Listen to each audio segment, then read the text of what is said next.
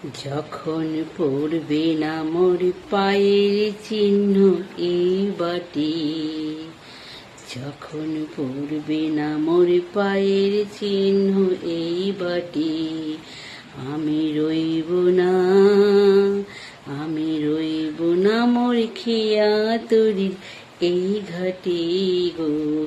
যখন পড়বে না মোর পায়ের চিহ্ন এই বাটি।